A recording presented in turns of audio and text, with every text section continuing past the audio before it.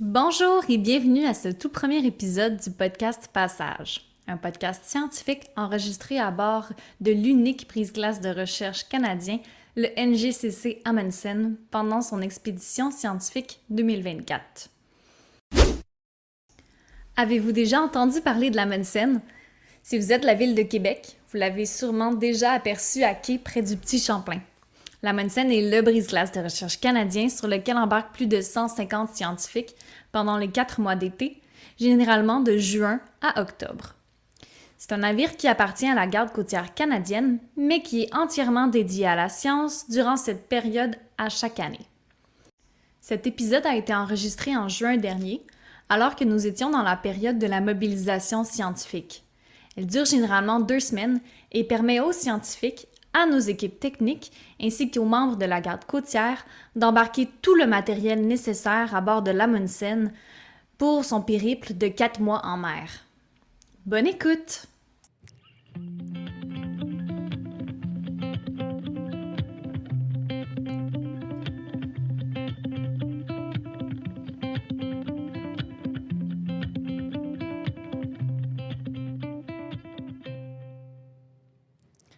Et c'est parti pour ce premier épisode du podcast Passage. Mon nom est Véronique Rochefort, je suis gestionnaire des communications chez Amundsen Science et puis je ne suis pas seule. À côté de moi se trouve Anissa Merzouk, coordonnatrice de la recherche océanographique. Bonjour Anissa. Bonjour. Amélie Desmarais, coordonnatrice logistique, administration et communication. Bonjour Amélie. Salut! Et Luc Michaud, gestionnaire de l'équipement scientifique. Bonjour Luc. Bonjour! Mes collègues m'accompagnent pour cet épisode alors que nous aborderons les préparatifs logistiques et techniques pour l'expédition scientifique d'envergure sur le NGCC Amundsen. Alors, commençons peut-être du début avec les préparatifs logistiques. Anissa, pourrais-tu nous expliquer qui peut mener des recherches à bord de l'Amundsen et comment faire pour présenter une demande? Donc, le début de la planification commence avec la réception d'applications de temps de navire. Les programmes de recherche ou projets de recherche et même quelques chercheurs peuvent remplir une application et nous la soumettre. Et ces applications-là, ensuite, sont mises comme en commun et évaluées par un comité d'experts qui se rencontre tous les automnes, généralement à la fin octobre. Donc, ces experts-là vont regarder les différentes applications de temps navire, évaluer leur validité scientifique, mais surtout leur faisabilité technique et logistique. Et ils vont sélectionner pour une année les différents programmes qui vont participer à la prochaine expédition, donc l'été suivant. Et aussi, sur ce comité-là, siègent certaines personnes de la garde côtière canadienne du côté de la planification. Donc, eux nous donnent la fenêtre d'opération qu'on va avoir pour les sciences chaque été. Et on se retrouve avec les deux morceaux, donc la fenêtre et les programmes qui sont sélectionnés pour une année. Et à partir de là, c'est à moi de combiner ou accommoder les différents programmes dans la fenêtre dans une façon qui correspond à leurs objectifs, à leur zone géographique, au nombre de personnes qui veulent embarquer à bord et donc tous les détails techniques aussi là, autour de ça. Puis c'est à partir de ce moment-là que tu commences à bâtir un plan pour l'expédition à venir? Exact. Donc, en décembre, en général, on envoie les lettres d'acceptation aux différents programmes scientifiques qui sont sélectionnés. Et tout de suite après, dans le fond, on envoie un plan préliminaire qui inclut la meilleure façon, ou en tout cas le meilleur plan plus optimal qu'on a trouvé là, pour que ces programmes-là puissent venir à bord. Ah, ça doit être un vrai casse-tête. C'est tout un casse-tête, oui.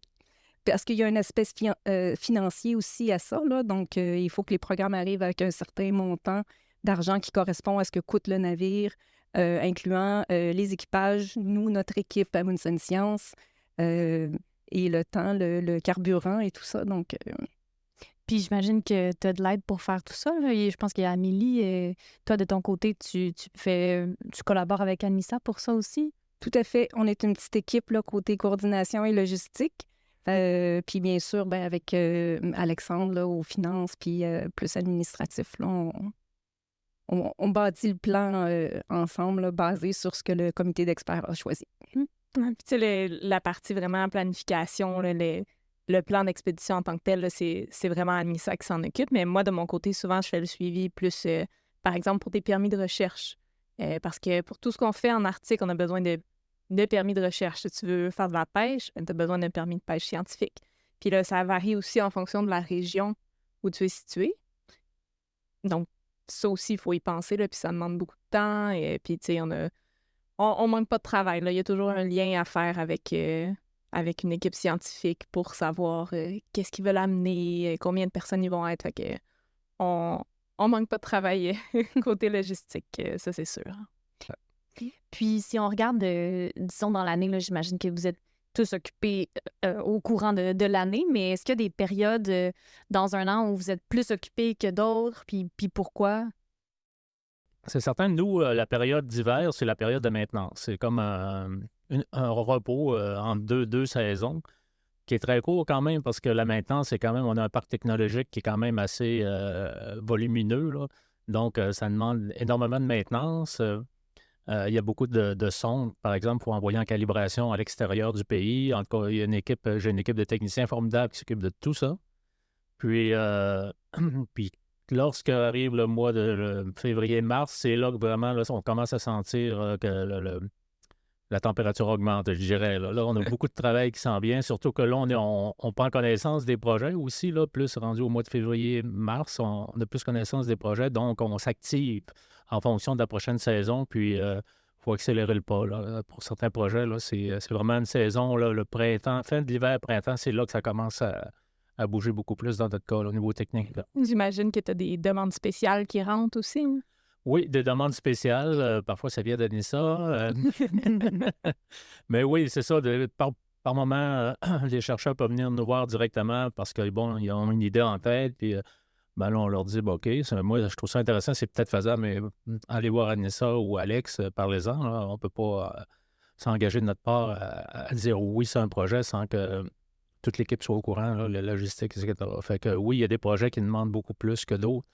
Il y a des chercheurs qui sont beaucoup plus exigeants que d'autres aussi. On doit... ouais, c'est ça. Mais tu sais, c'est sûr que quand tu fais une amélioration, ça reste pour le futur aussi, là. Fait que c'est bien que tout le monde soit concerté puis qu'il n'y ait pas juste une personne qui aveugle cette amélioration-là, mais que ça serve à la communauté scientifique au complet, là. Je pense que c'est ça notre mandat. Oui, exactement. C'est le mandat de la Mountain Science, c'est de faire en sorte que cette plateforme de recherche-là soit state of the art. Il faut qu'on soit capable de compétitionner avec d'autres plateformes de recherche ailleurs dans le monde, puis on essaie de garder... Justement, on essaie de se garder au niveau des autres, sinon au-dessus des autres. On essaie. Même si au départ, l'Amundsen, c'est pas un navire de recherche scientifique qui a été construit pour ça, on est quand même fiers de ce qu'on a réussi à faire avec parce qu'on a monté des projets internationaux depuis 20 ans. Ça a très bien fonctionné. Là. On s'assure, on a une équipe professionnelle derrière nous, puis on s'assure que cette plateforme-là soit attirante pour les équipes de recherche ailleurs au pays et dans le monde. Là. Et puis, pendant qu'on en parle, l'Amundsen, Luc, tu dis il faut qu'il soit state of the art. Je me demandais, parce que vous êtes tous déjà embarqués sur l'Amundsen, peut-être Luc, beaucoup, Anissa aussi, ça fait longtemps que vous le connaissez. Seriez-vous capable de me décrire l'Amundsen en 3 mots? En 3 mots? Oui. C'est la meilleure plateforme de recherche océanographique au Canada. C'est un peu plus que 3 mots. C'est plus que 3. Oui. Ben, c'est ça, en fait. C'est le seul Brislas qui est équipé pour faire de la recherche océanographique comme ça en Arctique. Là, tu peux en faire, oui, de la recherche océanographique sur d'autres navires de la garde côtière, par exemple, ça, mais scientifiquement parlant, ils n'ont pas ce qu'on a comme parc technologique. Donc, c'est complètement différent. Moi, c'est un peu prétentieux de le dire, mais moi, je dis toujours, tu avais de la recherche océanographique canadienne en Arctique avant la Monson, puis après la Monson, ça a été complètement différent. C'est ça. Puis, qu'est-ce qui est vraiment différent d'avant et après, selon toi? C'est qu'en fait, la recherche, auparavant, tu pouvais monter 1 ou 2 petits projets sur un navire, justement parce qu'il était limité au niveau de l'infrastructure scientifique. Et maintenant, avec un navire comme la Monson, tu es capable de monter des projets de recherche qui sont multidisciplinaires. Donc, tu peux attirer des équipes de recherche européennes ou peu importe partout qui sont intéressées à aller sur l'Amundsen parce que justement, c'est un navire qui est complet. Ouais, c'est pas juste une équipe à la fois, là. Tu peux avoir tout ce monde-là en même temps, déployer des instruments d'optique, de physique, tu peux avoir tous les domaines en même temps. Exactement. Ouais. Exactement. Ouais. Puis toi, Amélie, pendant que tu parles en 3 mots, tu décrirais comment Amundsen? J'avais pas vraiment 3 mois en tête encore, mais tu sais, moi, quelque chose qui m'a vraiment frappé la première fois où je suis venue sur l'Amundsen, c'est l'esprit de communauté qu'il y avait. Ça, c'est quelque chose que je n'avais pas nécessairement ressenti sur d'autres navires auparavant, là. Le fait que tu vois vraiment que tout le monde travaille en équipe. Puis, tu sais, même avec la garde côtière aussi, là, les matelots, ils s'intéressent à ce qu'on fait. Et, tu sais, c'est ça, ils veulent contribuer à la science, les scientifiques également, là, encore plus. Fait que, tu sais, c'est ça. Moi, j'ai vraiment remarqué qu'il y avait une belle communauté scientifique, humaine, puis que c'est une expérience tellement unique, surtout quand c'est la première fois que tu embarques sur un navire, tout est nouveau, là. Fait que je pense que pour moi, c'est vraiment ça qui définit l'Amundsen, là, puis ça forme une toute nouvelle génération de chercheurs qui sont embarqués sur l'Amundsen en tant qu'étudiants, qui ont eu un coup de cœur, qui ont continué dans le domaine, puis qui reviennent à bord en tant que chercheurs. Là. Fait que c'est vraiment quelque chose d'impressionnant pour ça. Oui. Puis Anissa, toi, tu étais venue à bord justement en tant qu'étudiante, non? Non, moi, j'ai navigué beaucoup sur les navires de la garde côtière. J'ai fait l'Atlantique, le Pacifique, mais pas l'Arctique. OK. Puis maintenant, tu décrirais comment l'Amundsen, ça parce que ça fait quand même longtemps que tu le connais. En 3 mots, tu peux. C'est une aventure bien équipée pour supporter plein d'idées et de projets très différents les uns des autres et humainement enrichissant. Super. C'est bien dit. C'est pas 3 mots, mais On n'est pas très bon pour suivre des consignes, hein? Ben, moi, de mon côté, je suis allée voir sur le site Internet d'Amundsen Science, qui est bien fait d'ailleurs. Et puis, j'ai vu que l'Amundsen, quand il a été reconstruit, il y a maintenant 20 ans, 21 ans, on a installé à bord 65 systèmes technologiques, 20 laboratoires de recherche, puis il y a même un trou dans la coque qui nous permet de pouvoir déployer toutes sortes d'instruments pour échantillonner, disons, une colonne d'eau. Alors, c'est quand même assez unique pour un navire comme ça de la garde côtière d'avoir un gros trou dans sa coque. Un trou dans la coque d'un navire qui va en Arctique? Non. En fait, c'est plutôt un puits de lancement, un moon pool qu'on appelle. Et ça nous permet de pouvoir déployer différents instruments dans l'eau sans être dérangé par la glace qui se trouve autour du navire. Et première cette année, déployer une rosette pour les métaux traces à travers un moonpool, c'est le seul navire qui fait ça dans le monde. Ah ouais. Fait que, dans le fond, tu prends cet instrument-là là, pour échantillonner de l'eau, puis là, tu l'envoies dans un trou au milieu du navire, tu le fais... Là, il descend dans la colonne d'eau à partir du milieu du navire, à partir du trou. Oui. Wow! C'est vrai que c'est impressionnant quand même. Et unique. Et unique, oui, parce qu'il n'y a pas beaucoup de brise-glace de recherche qui ont des moonpools, ce qu'on appelle un moonpool, un puits de lancement. Là. Il y a très peu de brise-glace de recherche dans le monde qui ont ça. Là. C'est assez particulier. Ça, vous l'avez fait en 2002, 2003, là, pendant le... Oui, c'est ça. La transformation du navire a eu lieu lors de l'année 2002-2003, puis toutes les modifications qui ont été faites à bord ont été faites durant ces années-là. Cette année-là, en cale sèche et le long du quai là, à Québec. Et qu'est-ce qu'il y a comme instrument sur l'Amundsen qu'on utilise pour faire de la science chaque année? C'est varié. Là. Si on parle au niveau de la géologie, on a des sonars là, qui font la bathymétrie du fond marin. On a aussi des échos, on va dire des fish finders, les échos sonores. Là. On a les couratomètres de coque, on a une rosette, justement. Là, on a une trace métal, comme Anissa vient de mentionner, qui qui est nouveau cette année, mais on a aussi une rosette standard, une rosette océanographique, une CTD rosette, ce qu'on appelle. C'est vraiment l'instrument de recherche en océanographie partout dans le monde. C'est l'instrument à avoir. Il y a beaucoup d'appareils, là, je pourrais continuer. Là, c'est les autres en rajouter. Tu nommes beaucoup des instruments pour faire la recherche, pour aller échantillonner. Puis c'est vrai que ça représente une grosse partie de notre équipement, là. Il y a des filets après ça, tout ça, mais il y a aussi tout ce qui est en support à la recherche. Il y a un nombre incroyable de frigos, de congélateurs, de hottes pour faire des expériences où on utilise des produits chimiques. Tout ça, tous ces aspects-là, là, un peu plus équipement de laboratoire, mais il faut y penser puis il faut les avoir pour que ça puisse fonctionner. Puis je pense, c'est un peu ça aussi la différence par rapport à d'autres navires qui seraient moins équipés pour faire de la recherche. C'est que tout ça, on l'a. Exactement. Sur d'autres navires, les gens vont arriver, il y a des laboratoires, mais les laboratoires sont vides. Tandis qu'ici, il y a tout ce qu'il faut, pratiquement tout ce qu'il faut, des analyseurs de nutriments, des compteurs de scintillation, un compteur de scintillation, mais binoculaire, il y a un microscope, il y a tout ce qu'il faut, des chambres environnementales, des congélateurs moins 80, un plan de production d'azote liquide, etc. là. C'est complet, là. Puis tout ce matériel-là dont vous parlez, puis même les instruments qui font partie du parc scientifique, est-ce qu'ils restent sur l'Amundsen à l'année? Parce que l'Amundsen, c'est un navire de la garde côtière aussi. Non. Donc, on doit chaque année mobiliser nos équipements scientifiques qui ne font pas partie intégrante du navire et on doit les démobiliser à la fin de chaque saison, donc en automne.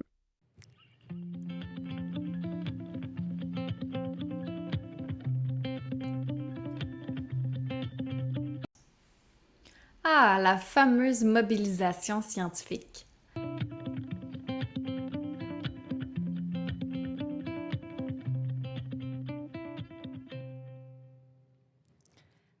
Qu'est-ce que tu veux dire par mobiliser et démobiliser?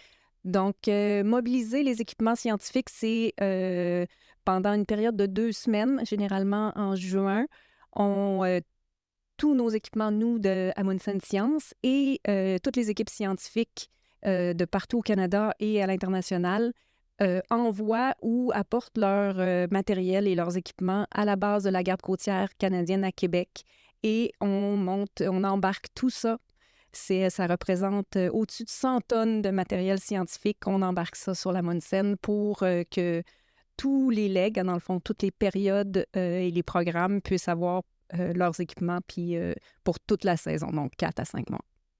Ben, est-ce qu'il y a une raison pourquoi on enlève les équipements du bateau? Oui, donc on a une entente avec la garde côtière canadienne et donc on peut opérer le navire en mode science pendant les 4 mois d'été. Et pendant l'hiver, l'Amundsen est affectée au déglaçage dans la voie maritime du Saint-Laurent. Puis, veux pas, tu sais, quand tu fais du déglaçage dans le Saint-Laurent pendant un hiver de temps, peut-être pas une bonne idée de laisser tes instruments qui valent très cher, puis pour lesquels il faut que tu envoies, tu sais, il y en a beaucoup que tu envoies en calibration de toute façon, ou que tu as de la maintenance à faire. Fait que je pense que ça vaut la peine de les sortir pour les entretenir. Oui. Puis, c'est quoi vos rôles respectifs pendant la période, justement, là, de mobilisation et de démobilisation à bord du navire? Moi, dans mon cas, mobilisation, bien, comme je l'ai mentionné plus tôt, c'est vraiment de préparer tout le matériel en fonction de cette mobilisation-là. Nous, c'est certain que l'équipe centrale, l'équipe d'Amundsen Science, on est sur le navire à peu près 1 mois avant la mobilisation officielle des sciences parce qu'on a beaucoup d'instruments à réinstaller.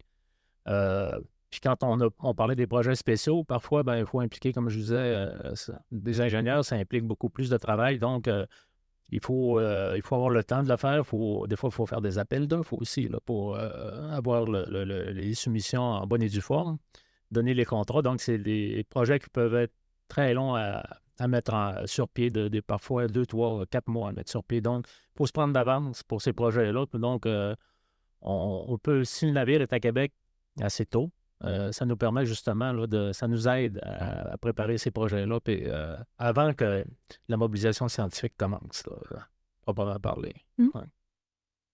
Puis, de ton côté, Anissa? Donc, je dirais que on est une petite équipe logistique et planification chez Amundsen Sciences et qu'entre janvier et juin, il faut que tous les volets de planification et de logistique arrivent à terme en même temps à la mobilisation. Donc là, on parle de rencontres avec les programmes et les chercheurs pour s'assurer qu'est-ce qu'ils ont besoin, s'assurer que nos listes de participants scientifiques sont à jour et que les gens font leurs documents obligatoires là, pour venir à bord du navire. Il faut s'assurer qu'on a tous les permis de recherche pour toutes les régions. Il faut s'assurer que les équipements sont prêts. Et on fait aussi le lien avec la garde côtière canadienne, autant au niveau du navire, là, avec le commandant et les officiers, qu'avec l'équipe de planification qui est à Montréal, pour aussi que de leur côté, là, ils nous offrent le soutien qu'on a besoin pendant la période de mobilisation. Donc, c'est 2 semaines, mais c'est 5 mois de préparation pour que tout arrive prêt en même temps. En fait, il ne faut pas oublier là, je vois ça, on est comme le lien entre le consortium des sciences et la garde côtière. Donc, tout passe par nous, autant au niveau logistique que technique. S'il y a des projets spéciaux au niveau technique, il faut que je le mentionne au chef ingénieur à bord. Est-ce que c'est faisable ou non? Si ce n'est pas faisable, de quelle façon on peut le réaliser? Donc, puis côté logistique, c'est la même chose de leur côté. Donc, on est vraiment le lien entre les deux entités. Puis cette année, est-ce que tu disais qu'il y a une nouvelle rosette Transmétal, mais est-ce qu'on a eu des nouveaux gros projets cette année comme ça qu'on a eu à régler puis qui se sont terminés, mettons, pendant la mobilisation? Oui, puisque tu en parles, oui, en plus de la rosette, c'est sûr, on parle justement d'une analyse de métaux de traces. Donc, on est sur un navire entouré d'acier, de nickel, de cadmium, etc., etc.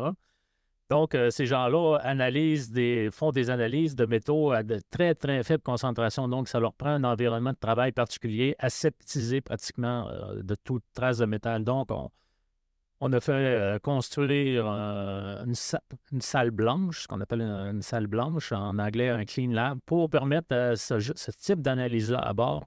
Comme Anissa le mentionnait, c'est le seul navire au monde qui va déployer une rosette métal trace à travers un monopool avec une salle blanche associée pour ce type d'analyse-là. Donc, ça, c'était un projet très ambitieux. On en est fiers. Ça a été stressant, mais on y est arrivé. Ouais, c'est ça. On a fait construire 2 conteneurs on a un sous-marin, bien sûr, un ROV, pour nous permettre de déployer ce sous-marin-là sur d'autres navires. Bon, c'est un projet qui s'est terminé cet hiver. Puis justement, peut-être à l'automne, on va pouvoir déployer le sous-marin grâce à ces 2 conteneurs-là, dont un va servir comme salle d'opération et l'autre comme atelier là, de maintenance du sous-marin sur un autre navire à la fin de la saison. C'est sûr que les conteneurs pour rendre le ROV portatif, ça, c'est quand même un gros, c'est un gros coût, là, puis c'est un gros projet. Mais je pense que cette année, il y a eu quand même différentes améliorations aussi, là, pas nécessairement à aussi grande échelle, là, mais je sais que, justement, en parlant avec Chris, notre technicien ROV, il me disait qu'il avait construit une pompe pour une pompe à succion. Je pense que c'est comme ça qu'il l'appelait, mais bref, une pompe pour vraiment aspirer des choses. Là. Fait que, lui a rajouté ça sur la ROV cette année. Fait que c'est vraiment c'est un instrument qui va permettre d'aller récolter des échantillons avec le ROV, mais d'une façon un petit peu différente. Fait que ça, c'en est un. Sinon, je parlais avec Daniel, notre technicien qui s'occupe un peu plus du mapping, de la cartographie marine, puis des données reliées à ça. Puis c'est ça, lui, cette année, il a installé sur la barge. Donc, la barge, c'est une embarcation de l'Amundsen qu'on peut déployer. Fait que c'est comme un bateau sur le bateau qu'on peut déployer pour aller explorer d'autres environnements. Puis lui, cette année, ce qu'il me disait qu'il a rajouté, là, c'est un instrument pour aller voir vraiment ce qu'il y a en dessous de la surface de l'océan. Fait que c'est quand on fait plutôt de la cartographie, là, de la bathymétrie qu'on appelle, on regarde la surface du fond. Mais lui, avec cet instrument-là qu'on appelle le sub-bottom, lui, il est capable d'aller voir en dessous de ça puis de voir vraiment c'est quoi les types de roches ou s'il y a beaucoup de sédiments, des choses comme ça. Fait que c'est quand même... là, ils vont être capables de déployer ça à à basse profondeur, là, d'aller explorer proche des glaciers, proche du bord de l'eau. Fait que c'est quand même très intéressant. Là. J'étais contente d'apprendre ça. Ouais. Moi, j'aimerais ajouter qu'il y a beaucoup, beaucoup d'améliorations continues aussi pour rester à la fine pointe de la technologie. Donc, on a vraiment amélioré tout ce qui était nos collectes de données en continu. Donc, au fur et à mesure que l'Amundsen se déplace pendant l'expédition, on ramasse des données sur l'atmosphère, sur la météo, sur la surface des océans, sur la surface de l'eau, là, donc les propriétés vraiment de l'eau de mer et de la glace autour du navire. Donc, tout ça est toujours mis à jour et on continue d'ajouter des nouveaux capteurs et instruments à ce parc. Ça en fait beaucoup, hein? Oui, puis ben, c'est ça, on n'est pas juste un parc scientifique avec des équipements tangibles. Là. On produit aussi beaucoup de données. On a des gens même dans notre équipe qui s'occupent d'analyser les données, puis de les emmagasiner. Puis ces données-là sont accessibles pour tous, si je me trompe pas. Celles qui viennent de notre parc d'instruments, nous, de l'Amundsen, oui. Oui, sur un catalogue. Exact. Donc, quand les chercheurs viennent, par contre, ces données-là leur appartiennent pendant un certain temps, le temps de publier ou de diffuser leur recherche. Mais pour nous, notre parc, nos données centrales sont publiées. Puis, on peut aussi suivre le bateau pendant son expédition. Oui, on peut suivre le bateau sur une carte. On peut suivre le bateau aussi grâce aux caméras. Donc, c'est possible de voir qu'est-ce qui se passe sur le pont avant ou sur le pont d'envol. Comme ça, si jamais les papas ou les mamans des gens qui embarquent à bord veulent les suivre, ils peuvent les suivre sur Internet. Ils peuvent espionner. Oui, voilà.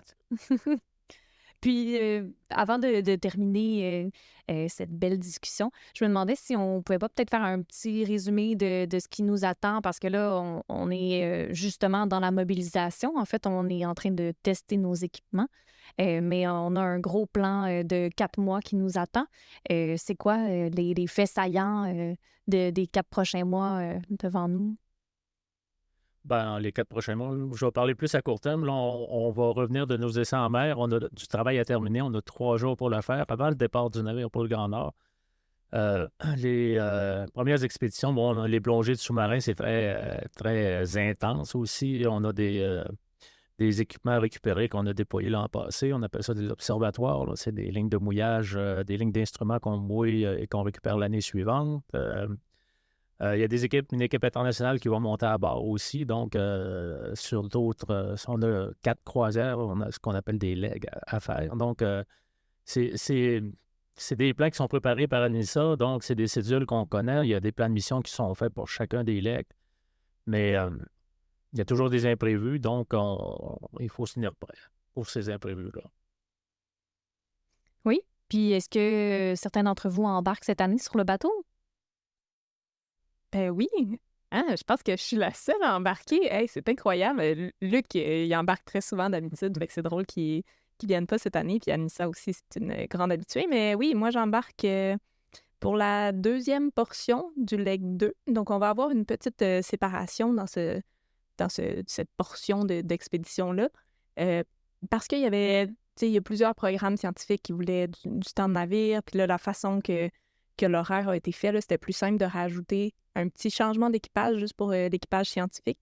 Donc, on va sûrement en réentendre parler. Mais oui, donc c'est ça, j'embarque pour le leg 2B en tant que chef scientifique. Donc, c'est moi qui va pouvoir coordonner les opérations là, en temps réel sur le navire et en collaboration, bien sûr, avec les équipes de la garde côtière, avec la commandante qui est en place, puis avec nos scientifiques. Puis ensuite, je rembarque encore une fois au leg 4. Donc là, je serai en tant qu'opératrice Rosette. Donc, pour opérer la Rosette classique et celle des méthotraces cette année. Donc, on se rajoute de la tâche, mais on aime ça. Ça fait combien de jours à peu près en mer? 38, ouais. Tu vois, Anissa, elle connaît ses journées. Oui, Anissa, elle est bonne à calculer. Mais oui, autour de 38 jours. Là, fait que c'est quand même une bonne année, là, en plus des essais en mer aussi. Fait que, Ouais. une 40aine de jours cette année. Ouais. Ben, Cool! Ben, j'ai hâte, on va te suivre, Amélie, en regardant sur le site web d'Amundsen Science en Super. temps réel. Parfait. Ben, merci à vous trois d'avoir Merci, été là Véronique. aujourd'hui. C'était donc le premier épisode du podcast Passage. Nous espérons que vous avez aimé ces 30 minutes de discussion avec Luc, Anissa et Amélie. Et puis, nous allons publier d'autres épisodes dans les prochaines semaines, dont le prochain qui portera sur les essais en mer. Merci à vous d'avoir été à l'écoute et passez une bonne fin de journée. Merci! Merci. Merci.